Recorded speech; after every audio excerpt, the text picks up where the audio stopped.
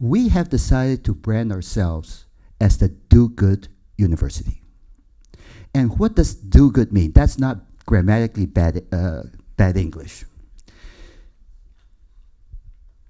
We believe that our job as educators is not only to prepare students so that they are prepared for the workplace, but also that they will apply their knowledge and their skills for the causes of justice and compassion for those in need. In other words, to make a difference in society, which we call do good. But it's more than just charity. Maybe I can explain it by, you've all heard the story that if somebody's hungry and you give that person a fish, the person has a meal. That is charity, and charity is important. But if you teach the hungry person how to fish, that person has a meal for a lifetime. But we want to go beyond that. We want to help transform the fishing industry so that the whole village has food and we create jobs and prosperity. That is known as social innovation and social entrepreneurship. That is known as do good. And let me just say one other thing. One of the books that has always stayed with me as an immigrant is Alexis de Tocqueville's book, Democracy in America, written back in the 1830s, 1840s. And his principal observation is that the main characteristic quality of American democracy is that people come together, that volunteers, people in the community come together to make a difference in the life of their fellow citizens. Basically, it is citizenship in action.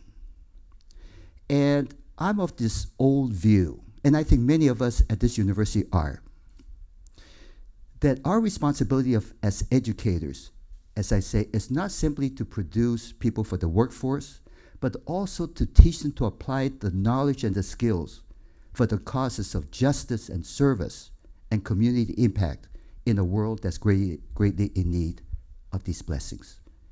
So, Bob, are you, where are you, Bob? Bob, please come up.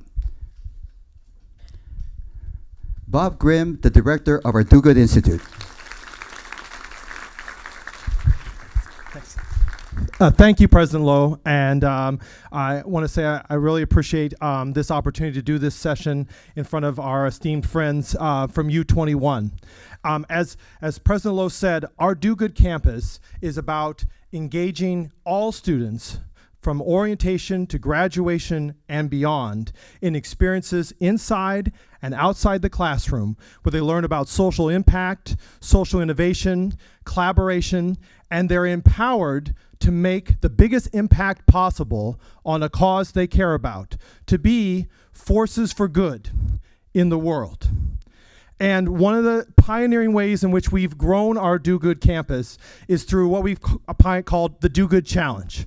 It's a prize competition in which students are basically challenged to make the biggest impact they can on a cause they care about.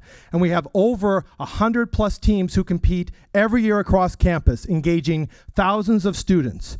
And what we do to support the growth of those efforts and the development of those efforts is we partner with academic programs that incorporate the Do Good Challenge as a class project. We provide seed funds both semesters to students to work on their and advancing their projects and ventures. We do provide coaching, and we just recently launched a Do Good Accelerator, which provides support for students to basically continue working on their Do Good projects or ventures throughout the summer. And also, we've launched a new initiative to support alums and continue to advance their projects or ventures. Students in the Do Good Challenge can do a project, could be an advocacy project of some kind, or they could create their own kind of new business or nonprofit focused on social impact. And we've been fortunate to have numerous award-winning efforts coming out of the Do Good Challenge. For example, we had a Do Good Challenge winner who subsequently went on to be named the EY Social Entrepreneur of the Year in Argentina for the NGO that he created. And the Do Good Challenge allows us to produce local and global impacts. One group called Terps Against Hunger, for example, has partnered and collaborated with numerous groups around our surrounding campus, engaged thousands of students, and already provided over 3 million meals to families who are insecure. But what you're going to get to see with our session here is to get to see two Do Good student projects. And you're going to get a little taste of the Do Good Challenge. And what you're going to get is that each of our student groups here is going to pitch for 5 minutes. At the actual Do Good Challenge, they pitch for 5 minutes, and then they face judges who ask them tough questions. All right? But instead, in this case, after both of our students get to pitch, then Sarah Gallagher, who's our Chief Program Officer for the Do Good Institute, will ask them some tough questions. And also, along with her on our panel will be Dr. Jen Littlefield, who is the Director of Undergraduate Studies at the School of Public Policy and directed an academic program that incubated our first Do Good student, who's going to present today, Matt Hollister of the James Hollister Wellness Foundation. Please welcome Matt Hollister.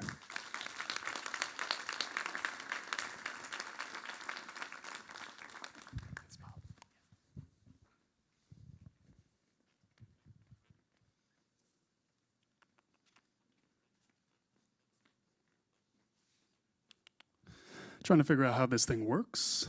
Definitely not familiar with one of these. Thank you very much, Bob. You're really hyping me up. My modus operandi for these things is usually to sit in the back and keep my mouth shut and have everyone think I'm stupid rather than open my mouth and remove all doubt. But in this situation, it seems like I don't have a choice. Oh. Perfect, thank you.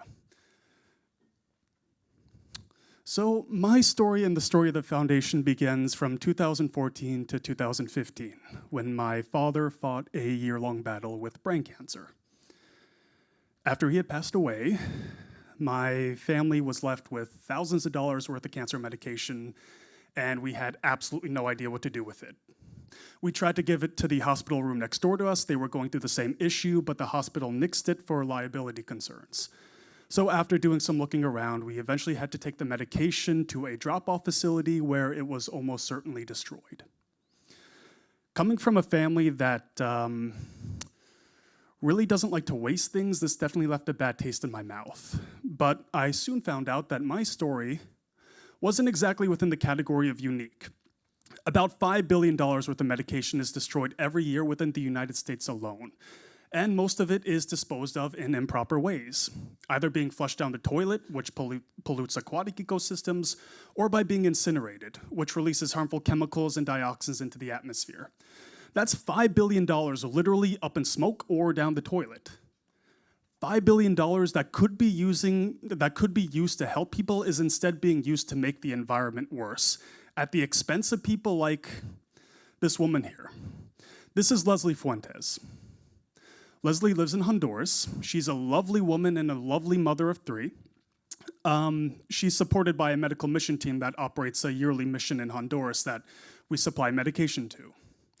A few years ago, there was a huge outbreak of chikungunya within Honduras.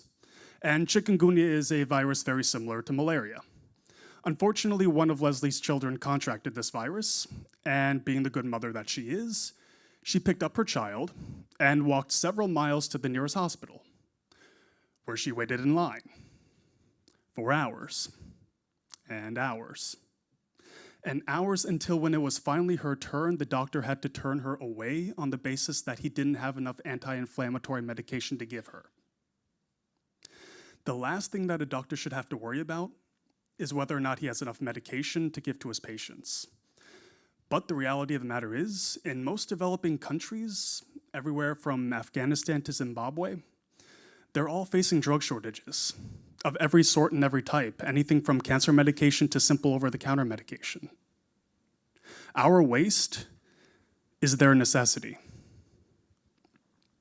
To combat some of these problems, we created the James Hollister Wellness Foundation, a 501c3 nonprofit organization that was named in honor of my late father.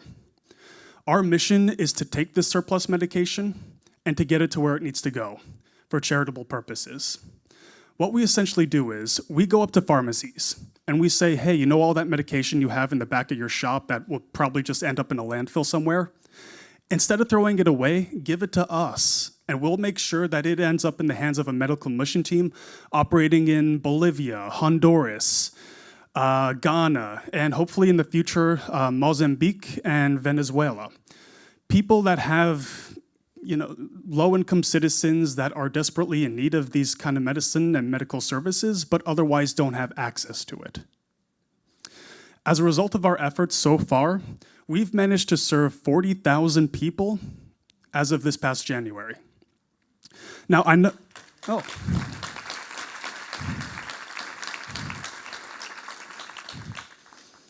I know I'm just shooting a big number at you, but indulge me for a second and imagine someone within your own life, a friend, a family member, a loved one, someone who's on regular medication. Now imagine what that person's life would be like if that medication were just to disappear today, or if they wouldn't have access to it. Because that's what each one of these 40,000 people experience on a regular basis. Now, these 40,000 people, helping them might not change the world, but it could change the world for these 40,000 people. A lot of these people, they're in desperate need of help, and frankly, we're desperate to help them. Because the ultimate goal of our foundation isn't necessarily just to save surplus medication from being needlessly wasted, it's to save lives from being needlessly lost. And that is a goal that transcends any barrier, any nationality, any tribe, as President Lowe and President Goodman very rightly suggested at the beginning. That's the goal of the U21, and that's a goal that's shared with the James Hollister Wellness Foundation. Thank you all very much for your time.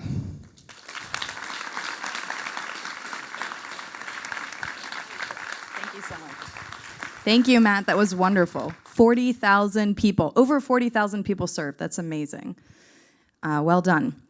Next, I'd like to introduce Cedric Nwafor of Roots Africa. Roots Africa is a group that's making an impact abroad and right here on campus.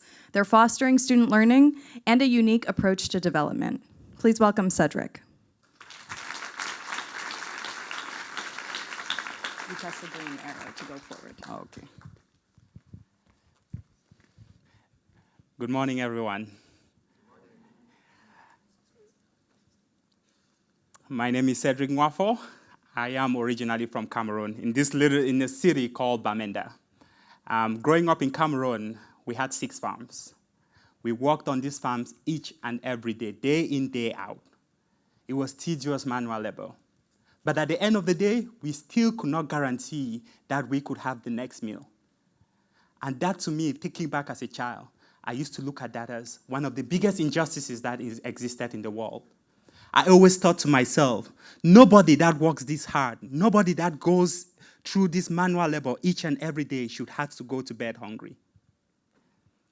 Fast forward a few years later, I made it to the United States, and I was living here in Maryland. Met a few farmers who came into DC, and they were like, come on to Idaho and see what it is like to be an American farmer. I went over there, stayed with over 10 farmers, learned from them, learned from their daily activities. While I was on one of these farms, one of the farmers told me, you see, this is what my day looks like. But when he was talking, I was absent-minded, and I was looking at a tractor on his farm cultivating. And then it dawned on me that what that tractor was able to do for 5 minutes was equivalent to the amount of work my entire family did for an entire week. Then I started thinking, how can I connect some of these resources, this knowledge, this expertise to farming communities in Africa? How can I make sure that we can learn from this? It was not just about the tractor. It was about the knowledge. Everything that I saw from there, I was just in awe. Because just telling a farmer that if you plant your corn in a straight row would improve your yield changes their life. And to me, I was looking at that like, what can I do? So I got back here in the University of Maryland and decided to start sharing this vision with different people and telling them about this idea of connecting students here in the University of Maryland to farmers in Africa. So I met Nathan and Anna Glenn.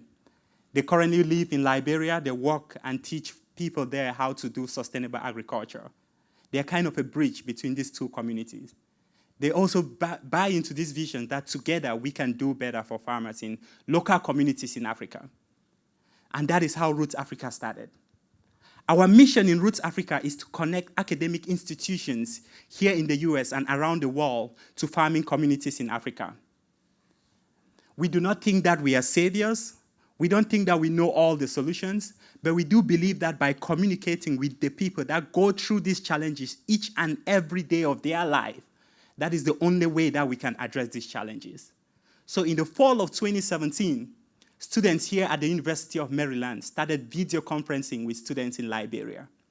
They were identifying the challenges that farmers were facing, developing solutions to those challenges together. And I want to base emphasis on together. We developed all of those solutions together, and we were getting feedback from them each and every step of the way. When we came up with these solutions, we decided that we would travel to this country and actually implement. Tapping into the resources of our community around the campus and beyond, we fundraised over $25,000 that we used to travel over to Liberia. In Liberia, we went to 3 different villages. We went to Bending, we went to Penn, we went to Flompa, where we provided training on pest management, value-added agriculture, soil testing. It was an amazing experience for us, but it was also an amazing experience for the farmers and the students that we were collaborating with in Liberia. One of the things that we noticed before we even traveled was that LICC, the school that we were working with, had over 60% of its students as agriculture major, but they had only 5 agricultural textbooks in their entire class. So we conducted a book drive here on campus with help from the Alumni Association and various departments. We collected 500 agricultural textbooks that we shipped over to them, and we carried some with us when we were traveling. On the last day of our conference, of our event, of the whole trip, we decided to launch this conference where we brought in leaders from the local communities to look at how can you use this product that you're growing, add value to it, and make it into an entrepreneurial concept, and teaching them about using a business model canvas, bookkeeping. It's just little technologies, little tweaks here and there, but understanding the context of the people in that society that can truly make a magnitude of difference. This entire process has been a learning process for us as well as our counterpart. The virtual communication aspect of the class is integral for our project to be effective. It has been a process where we're changing and becoming better throughout the way. With the books that we sent, we noticed that some of them were not made for the African tropical climate that is warm and humid. Some of them, they needed only a chapter. So one of our members decided to come up with this new project called the Tiny Book Projects. And what we do there is we continue the virtual communication. We identify specific chapters of textbooks or research that faculty here at the University of Maryland have written. We put it into this little tiny textbook that costs about $1 or $2. And we are making those here as a community event that we ship over to our counterparts in Liberia. And now, this whole initiative was great, but we wanted a way for students to gain credit for doing it. Yes, they fundraise. Yes, they communicate. Yes, they develop solutions, but how can they gain credit to enrich their educational experience here? Through the College of Agriculture and Natural Resources, we've been able to start a new class called AREC 360 and the support of the Office of International Affairs using the Global Classroom Project. And students are able to go through this entire process and gain credit for it. I hope he did not give up on me. So what does the future hold for us? We are looking to expand this model to other universities. We are looking to bring what we've learned from the class and bring what we've learned from the student club and form what we call Roots Africa Institute at different institutions around the world. So if you're here today and you're thinking about bringing an idea like this to your school, please talk to me, and I'll be very happy to share my experience with you. Thank you very much.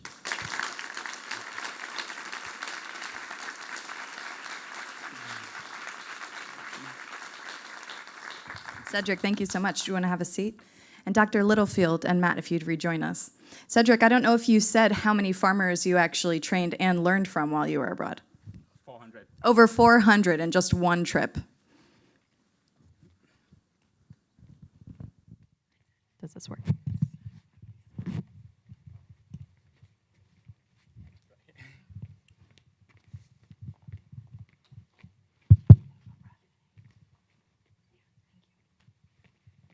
Hello, everyone. Thank you.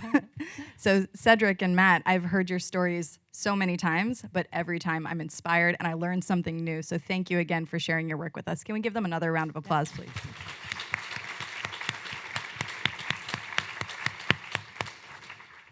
So I think now you've met everyone, but I want to start with Dr. Littlefield. Thank you so much for joining us today. Of course. Yeah. And since we're in a classroom and at a university, I'd like to start in the classroom.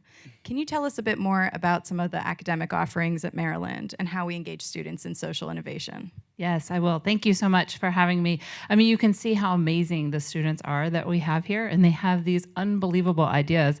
So it's really our job to keep up with them and to help them be successful. And so we do that in the School of Public Policy and in the University of Maryland in a variety of ways, from individual courses to co-curricular living learning programs. We have a new minor in nonprofit leadership and social innovation.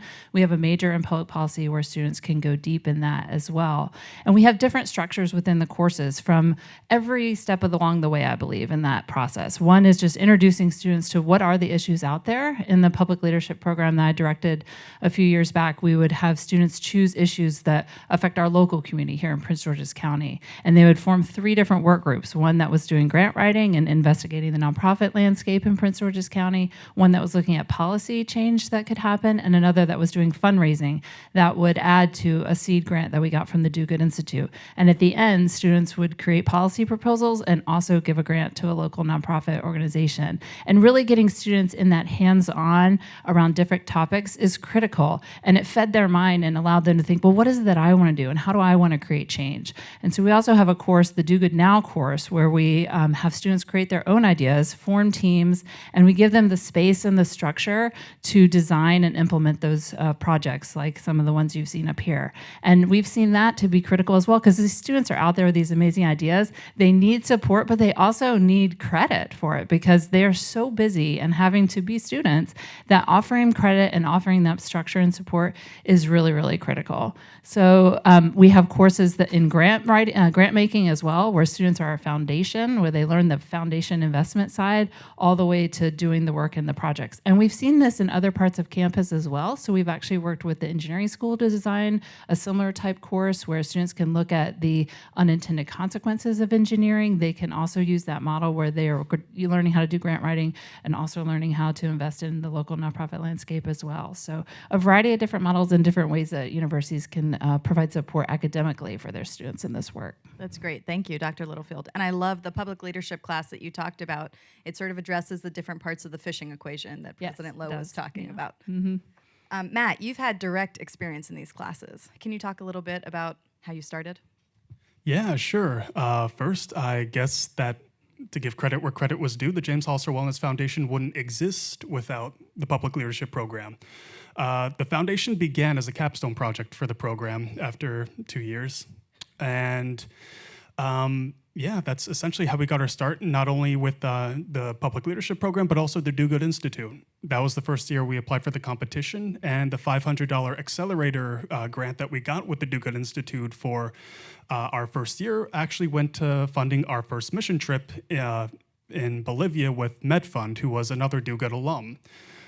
So after that, we competed in the Do Good Challenge again, and we managed to take home the gold that time. We won a $5,000 grant and the Audience Choice Award, which definitely helped us scale up a lot the impact of a lot of our medical mission trips. But one of the best things that came out of that was the network that we generated, the connections that really helped us to scale up to get to the point where we are today.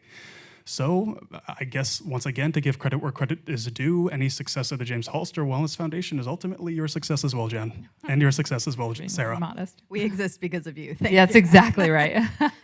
So I want to dig in a little bit deeper to the partnership you were talking about with the other Do Good Challenge winner, MedFund. You're both alumni, and one of the themes of this session is collaboration. Can you talk about how that works? Essentially, it's just, yeah. That pretty much sums it up. It really is just a matter of collaboration. We both share the same goals. We both want to help people in other countries, low-income citizens who otherwise don't have access to healthcare services. So Patrick, the head of the Med Fund who operates in Bolivia, and me are really kind of just cut from the same cloth. It was a very natural marriage between my foundation and his. So yeah, ever since that first year that we worked with each other in 2015, I believe, we've just built our partnership from there on. And again, I don't want to dwell too much on the numbers, but that 40,000 figure that we saw earlier was definitely enlarged due to the work that Patrick and the people in his team have been putting in. Thank you. We're moving just a little bit quickly because I want to leave room for the audience to ask some questions. So apologies if it feels like a speed event. Cedric, I want to talk to you now. So we've talked a little bit about the classroom, but there are other resources we offer at the university. Mini grants, coaching, programs like the Do Good Challenge that Bob Grimm talked about. What at the University of Maryland, what resources have been the most useful for your group? Okay, so I've used all three of those. Initially, when we started fundraising, our first donor was the Do Good Institute, when we did not even know fully well what we wanted to do. We knew we wanted to do good. We just did not know exactly how that process would look like. And they gave us $250. I remember after I left from the interview, I sent them an email. I'm like, I know the interview did not really go well, but if you would really just help me and give me some donation, this will help me to scale up. I just need that recognition. I just want an institute that is in this university to say, this is an idea that is valid enough for us to put our name behind. And moving from that, when we started fundraising, we were like, hey, the Do Good Institute supported us. So we have an idea here that can be implemented. And from then on, it became a rollerball where we went to the Office of International Programs in AGNR. Dr. Wei, who is in the audience, also took up the idea and supported us to a great extent. Another thing, unlike Matt, who won the Do Good Challenge, we have not yet won the Do Good Challenge. We go for it each and every year. But the thing is, we have that goal in mind. Every year we're thinking, what have we not done this year? What could we do differently next year? And we already have a plan for next year. But having that goal in mind that there is something up there that you can attain, that you can achieve, and gain more recognition for your organization, for your group, for your team, definitely puts that idea in students' mind, like there is a structure, there is a goal, and all of us, we unite towards that goal. And then counseling. This year, when we got back, we learned from other students that, oh, we fundraise more than you, or how do you fundraise this amount of money? So we launched this new conference called the Global Collective Conference that we'll be having each and every year. And we use $500 from the Do Good Institute and support from the College of Agriculture and Natural Resources to bring together over 13 student clubs working in international development here on campus. And all of them came together and we brainstormed on how can we use our collective effort, unite around the Sustainable Development Goals, and amplify our efforts around the world doing international development. So the Institute has so many building blocks that support you along the way. Without them, we cannot really thrive as much as we are doing right now. Thank you. Thank you, Cedric. I want to take a moment to just acknowledge that the Do Good Institute is just one piece of an entrepreneurial ecosystem here at Maryland. There are a lot of groups and colleges and schools that have similar programming, coaching opportunities, funding opportunities for students. Dean Chang from the Academy of Innovation and Entrepreneurship was here last evening. I'm sure he's here. Yes, he's here as well. Dingman Center for Entrepreneurship within the business school, MTech, which is a student support center at the engineering school. There are plenty of these at the university, and we all support students in sort of a wraparound way. Cedric, just one more question before we open it up to the audience. Again, a question about collaboration. Yeah. It feels like you have a really true partnership with this university in Liberia, the Liberian International Christian College. Can you talk a bit more about what you've learned about collaboration through that work? I think, especially for international development, having that contact person in country that you can talk to and they respond back is like critical for collaboration. But I also think having people in the university who buy into your idea. This has been an effort where we took it into classes and developed the idea some more, went to the School of Entrepreneurship in Dingman Center. So we've moved from different places in order to build this concept to what it is. And you pick up different ideas along the way in order to come up with the whole product. I think collaboration, especially with the school in Liberia, has really made us to find this niche of communicating virtually each and every week, where you are understanding the challenges that is happening every day while it's happening, rather than coming in 1 year later to do an M&E evaluation of your program. Right. Excellent. Thank you. Thank you. So I would like to open it up to the audience now, and we'll take your questions. Raluca and I think there's one just up at the stand. So I'd say if you have questions for Dr. Littlefield, for Matt and Cedric about their individual initiatives or how we support students at the University of Maryland, we're happy to take your questions now.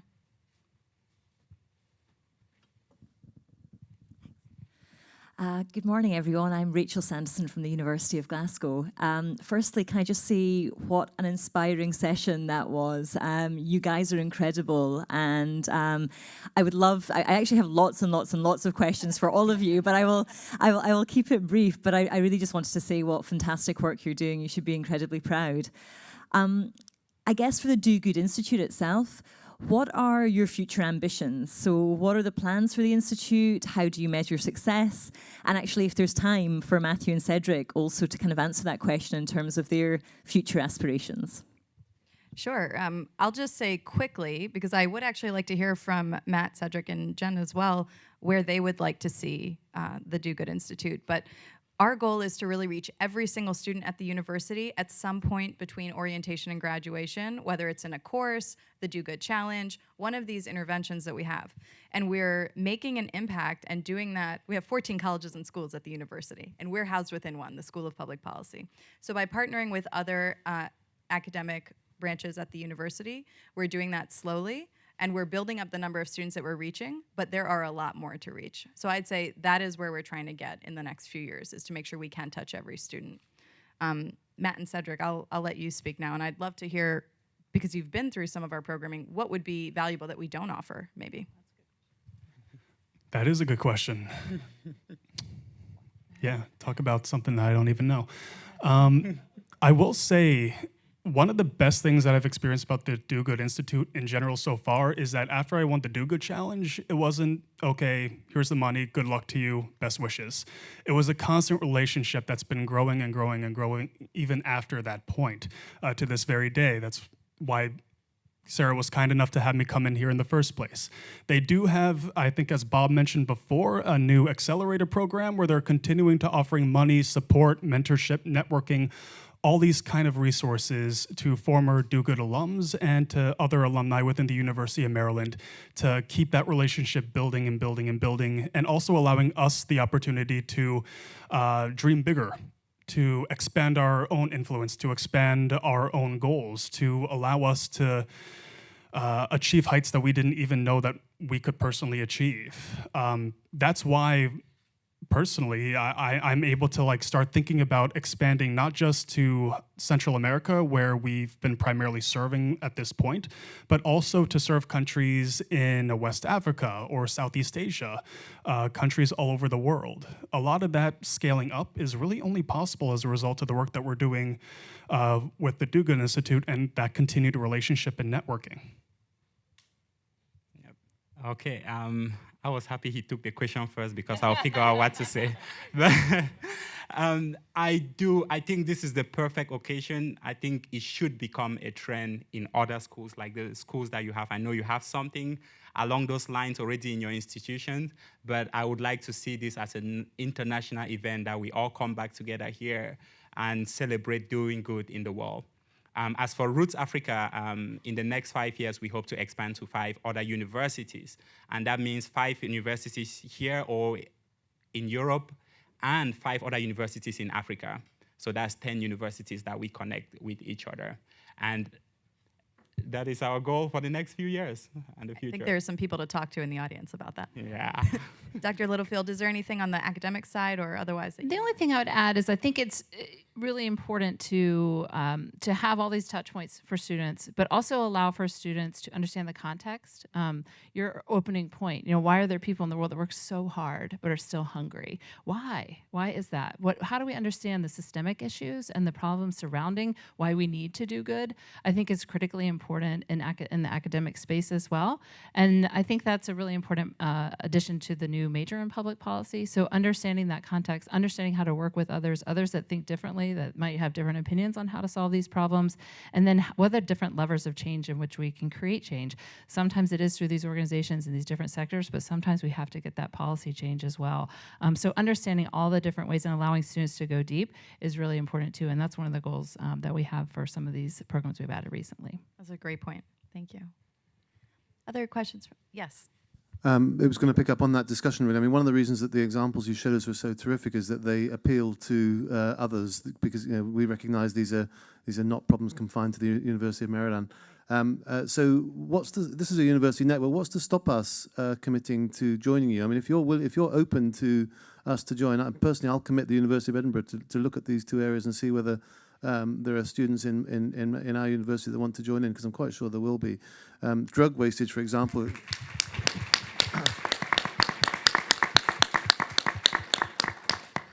Drug wastage is a huge issue in the UK as well. I mean, one personal anecdote from my own experience, I was doing work in Uganda for a number of years, which put me at risk of needle stick injury from HIV. And every time I went, my hospital insisted that I took 28 days worth of HIV medications with me to take, because you have to take it immediately. And when I got to the end of my time there and I hadn't had a needle stick injury, the first time I took the medications home with me, took them back to the pharmacy, and they said, sorry, we can't use them, you have to throw them away. So every other time I did it, I'd left the medications in Uganda so that somebody at least could have a month's worth of HIV drugs. But so there are plenty of examples like that. I mean, we need to do this kind of thing. The network's always looking for ways in which we can be greater than the sum of our parts. And I personally think that this is a great example. If we can get some of our students to join in, and our alumni, and if you're open to it, which it sounds like both of you are, then let's do it. Absolutely. Absolutely. Do it. Other questions? Other questions from the audience? Yes, we have one in the front. How do the people of College Park know about what you're doing? How do the people of College Park and the state of Maryland know what you're doing? That's a great question. Dr. Little. So I would say we have, the University of Maryland has a community relations office that we work really close together. We are a big place, so we could, I think, improve on how we work together, but we do have an effort to work locally as well. And that is also why when I developed the public leadership program, I started locally, because Prince George's County has a lot of opportunity, has a lot of challenges as well. And so I wanted them first to invest in where they live and learn where they are. And the nonprofit space in Prince George's County is under capacity right now. It really needs a lot of capacity building. So I wanted to focus their efforts locally first so they understood the local landscape, and then give them the space to go global, right? To whatever it is that they were passionate about. And I think that there's a lot of classes out there doing the same, where they work locally with domestic violence shelters locally. So we've seen this in the what's called community service learning within courses, where they are teaching something around psychology, and they will partner with a local nonprofit to have that hands-on approach. So we see that throughout the university, that connection to local, but then it's important to give them the space to go global too. So I don't know if it quite answers your question, but. Yeah, I think that's right. I would say our students are banging down the doors of local schools and nonprofits, and so they certainly know about us. If anything, we can, I think, coordinate better how we try to work with them, so we're not just supporting them sort of ad hoc, based on the one class, but how can we as a university support the community that we're in? Mm-hmm. Thank you. Thank you for the question. Other questions? There's one here in the front. Hi, Barbara Redmond, Provost of U21. Just to thank the Do Good Institute, because I know U21 have already been in, we're way ahead of you, Peter. We've already been in communications with you, and we're hoping to be able to launch a U21 competition looking at social entrepreneurship across the network, and also to look for industry partners to come in and support us. But we've been very inspired by your work, and we really want to thank you of putting this idea and giving us good seeds to grow. So thank you. Thank you. Exciting. I think we have time for just one more question, if there is one. And if not, One in the back. Yes. Yeah. Hi, my name's Jess Gallagher. I'm from the University of Queensland, and thank you. It was a fantastic panel session. I just wondered about, the entrepreneurship ecosystem at the University of Maryland is incredibly enviable. I mean, we look from Australia and just amazed at what you've got in terms of scale and scope. I just wondered, in terms of funding for the programs, how you've been able to fund the competitions and provide that seed funding. Has that come through philanthropy, from alumni, from corporate donors? Just getting a sense of how you've been able to manage the financials around it.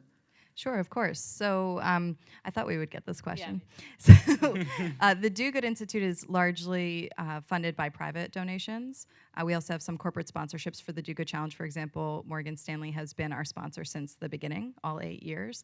As you can see from what Cedric and Matt are sharing, the funds that we're giving out are not always that big. $250 to a group to jumpstart their project is not that much, but there are other things that go with it that really help leverage the funding, coaching, the legitimacy that Cedric was talking about.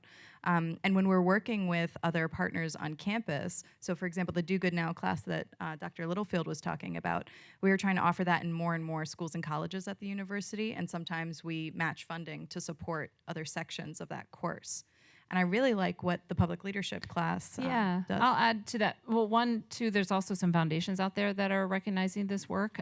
So there's foundations that actually give university classes money to give away to nonprofits. So beyond the individual corporate sponsorship, there are some foundations out there. The Sunshine Foundation, I think, might still be doing this.